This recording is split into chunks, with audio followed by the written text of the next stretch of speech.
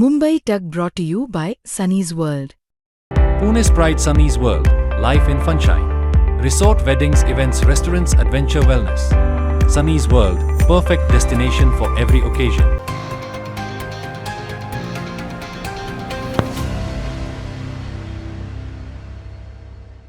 America-Iran युद्ध सुरू झाल्यापासून रुपया आतापर्यंत 6% घसरलेला आहे. 100 दिवस पण अजून युद्धाला झालेले नाहीयेत, पण एवढ्यातच रुपयाची घसरण ही 6% झालेली आहे. कोणत्याही क्षणी 100 सुद्धा जाईल. ह्या मागे मुख्य कारण सांगितली जातात ती म्हणजे वाढते कच्च्या तेलाचे दर असतील, त्याच्यानंतर परदेशी गुंतवणूकदारांचा काढता पाय असेल आणि जागतिक अनिश्चितता असेल. पण रुपयाची घसरण हा आता फक्त काही चलनापुरता मर्यादित राहिलेला मुद्दा नाहीये. त्याचा परिणाम हा तुमचं घरगुती बजेट असेल, तुम्ही घेतलेलं गृह कर्जाचा तुम्ही फेडत असलेला EMI असेल आणि एकंदरीतच घर घेण्याच्या क्षमता असेल किंवा त्याबद्दलचे खर्च असतील, या सगळ्यावर हा सगळा परिणाम होणार आहे. कसा तोच आजच्या व्हिडिओमधनं समजून घेऊया. नमस्कार, मी अनुजा, तुम्ही पाहत आहात मुंबई तक. पश्चिम आशियातील युद्धस्थिती आणि नुकसानामुळे कच्च्या तेलाचे दर हे आता झपाट्याने वाढत चाललेले आहेत आंतरराष्ट्रीय पातळीवर.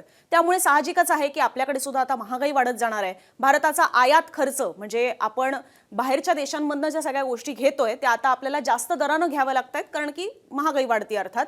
तर तो जो खर्च आहे, ती जी बिलं येतात आपली, ती सुद्धा अर्थात मोठीच येत आहेत किंवा जास्तच येत आहेत आणि त्याच्यामुळेच मोठ्या आर्थिक संकटाबाबत चिंता जी आहे ती व्यक्त केली जाते. अगदी आपल्या भारताचे वाणिज्य मंत्री पियुष गोयल यांनी सुद्धा सांगितलेलं आहे की रुपयाच्या घसरणीचा सामना करण्यासाठी सरकार अनेक उपायांवर विचार करत आहे. आम्ही परिस्थितीवर लक्ष ठेवून आहोत आणि अनेक उपायांवर आम्ही सुद्धा विचार करत आहोत. वेगवेगळे उपाय चाचपडून पाहण्याचा सगळा हा प्रयत्न सुरू आहे. जागतिक परिस्थिती खूपच आव्हानात्मक आहे असं आपलेच केंद्रीय मंत्री सांगतायत. मग आता या सगळ्याचा तुमच्यावर थेट परिणाम कसा होणार? आपण मधल्या काळामध्ये अनेक अशा पद्धतीने जाणून घेण्याचा प्रयत्न केलेला आहे की इंधन दरवाढ कशी होईल, त्याचा कसा परिणाम होईल. पण खास करून सर्वसामान्य लोकांच्या दृष्टीने बघायचं झालं तर अनेकांची ही स्वप्न असतात की आपलं स्वतःचं एक घर असावं आणि ह्याच स्वप्नातनं अनेक जण अगदी कर्ज काढतात, पण ते घर मात्र नक्की घेतात. आता ह्या सगळ्याचे हे जे युद्ध सुरू आहे आणि त्याच्यामुळे हे सगळे त्याचे जे परिणाम आपल्याला सोसावे लागतात, त्याचा परिणाम हा तुम्ही जर घर घेत असाल, तुम्ही जर घर घेतलं आणि त्याचे EMI फेडत असाल, तुमच्यावर जर कर्ज असेल तर ह्या सगळ्याचा त्याच्यावर सुद्धा परिणाम होणार आहे. तोच कसा ते समजून घ्यायचा आहे. खास करून घर घेणं, त्यासाठी कर्ज काढणं आणि EMI भरण्याच्या प्रक्रियेत तुम्ही असाल तर हा व्हिडिओ आवर्जून पहा आणि तुमच्या ओळखीतले जर यातले कोणी असतील तर त्यांना सुद्धा आवर्जून पाठवा. सगळ्यात पहिला मुद्दा तो म्हणजे की कमकुवत झालेल्या रुपयाचा गृहकर्जावर कसा परिणाम होतो ते आपण पहिले जाणून घेऊ. रुपया आणि गृहकर्ज याचा थेट संबंध नसल्यासारखं काहींना वाटू शकतं, पण अर्थतज्ञांच्या मते हा संबंध महागाई आणि व्याजदरांमधून येतो. कच्चं तेल महाग आहे, त्यात रुपया सुद्धा कमकुवत होत चाललेला आहे, आयात सुद्धा महाग होतीये. त्यामुळे इंधनाचे दर हे वाढतायत, वाहतूक खर्च वाढतोय आणि वस्तू व सेवांच्या किमती सुद्धा स्वाभाविकपणे वाढू लागलेल्या आहेत. त्यामुळेच अर्थव्यवस्थेत महागाईचं संकट हे तयार होतंय.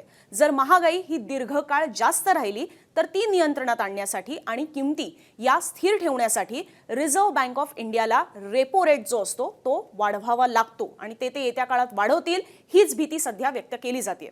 रेपो रेट म्हणजे काय? तर रिझर्व्ह बँक ऑफ इंडिया बँकांना ज्या दरानं कर्ज देते तो दर.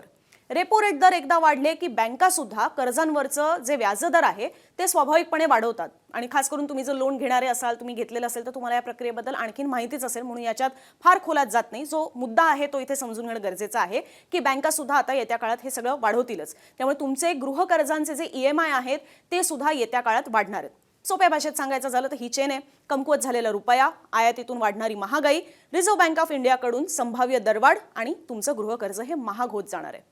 आता त्यातला दुसरा टप्पा तो म्हणजे की RBI कडून पुन्हा दरवाढ ही होऊ शकते का? स्टँडर्ड चार्टर्ड मधील अर्थतज्ञांच्या मते कच्च्या तेलाचे वाढते दर आणि रुपयातील कमकुवतपणामुळे वाढणाऱ्या महागाईच्या धोक्यामुळे RBI लवकरच व्याजदर जे आहे ते वाढवू शकते. हे सगळं कधीपासून होऊ शकतं?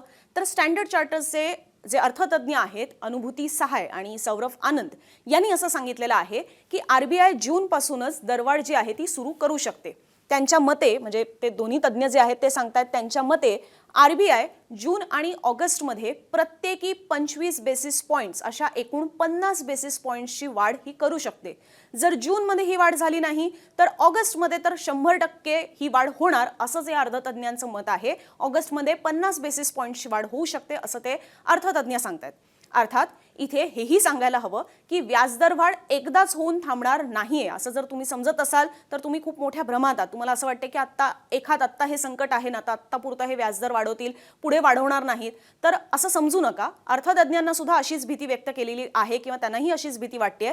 जर महागड्या वस्तू आणि रुपयातील कमजोरीमुळे महागाई वाढत राहिली तर आर्थिक वर्षाच्या अखेरपर्यंत आणखीन 25 किंवा 50 बेसिस पॉइंट्सनी दरवाढ ही होऊ शकते. त्यामुळे एकाच वर्षामध्ये दोनदा रेपो रेट बेसिकली वाढवला जाऊ शकतो अशी भीती ही अर्थतज्ज्ञांना आहे. विशेष म्हणजे याआधी स्टँडर्ड चार्टर्डने या आर्थिक वर्षात RBI दर स्थिर ठेवेल असा अंदाज खरं तर व्यक्त केलेला होता. मात्र आता तेलाच्या वाढत्या किमती, रुपयातील घसरणीमुळे त्यांचा अंदाजच बदलून गेलेला आहे. रिझर्व्ह बँक ऑफ इंडियाची पुढची जी मॉनिटरी पॉलिसी आहे, पतधोरण ज्याला आपण म्हणतो, त्याची बैठक जी आहे ती 5 जूनला होणार आहे आणि त्यात आपल्याला या सगळ्या संदर्भातलं एक स्पष्ट चित्र जे आहे ते समोर येईल आणि तुम्ही हे गृहीत धरूनच चाला की रेपो रेट जो आहे तो यावेळेला स्थिर ठेवला जाणार नाही, तो उलट वाढवला जाईल. आता भारत हा खरं तर जगातील 3ऱ्या क्रमांकाचा सर्वात मोठ्या प्रमाणात कच्चं तेल आयात करणारा आणि वापरणारा देश आहे. जेव्हा तेलाचे दर मोठ्या प्रमाणात वाढतात तेव्हा इंधन महाग होतं, वाहतूक खर्च वाढतो, उत्पादन खर्च वाढतो आणि सर्वच क्षेत्रांमध्ये महागाईचा भडका उडतो किंवा त्यात दबाव वाढतो महागाईवरचा. आता सरकारी तेल कंपन्यांवर वाढत्या कच्च्या तेलाच्या दरांचा भार वाढल्यानंतर आपल्याकडे पेट्रोल आणि डिझेलच्या किमती सुद्धा वाढण्यास सुरुवात होतीये. एकाच आठवड्यात 2 वेळा ही दरवाढ झालेली सुद्धा आहे. इंधन आणि परकीय चलन साठवण्यासाठी किंवा तो साठा वाचवण्यासाठी सरकारने अनेक काटकसरीचे उपाय सुद्धा सुचवलेले आहेत किंवा त्याबद्दलचं आवाहन केलेलं आहे. स्टँडर्ड चार्टर्डच्या मते भारतातील किरकोळ महागाई दर जो आहे किंवा रिटेल इन्फ्लेशन बेसिकली जे आहे ते या आर्थिक वर्षात 4.9% जाऊ शकतं, जेव्हा की या आधीच्या अंदाजानुसार ते 4.7% जाण्याचा अंदाज होता. मात्र ही बदललेली परिस्थिती लक्षात घेता हा रिटेल इन्फ्लेशन 4.9% जाण्याचा आता भीती जी आहे ती व्यक्त केली जाते.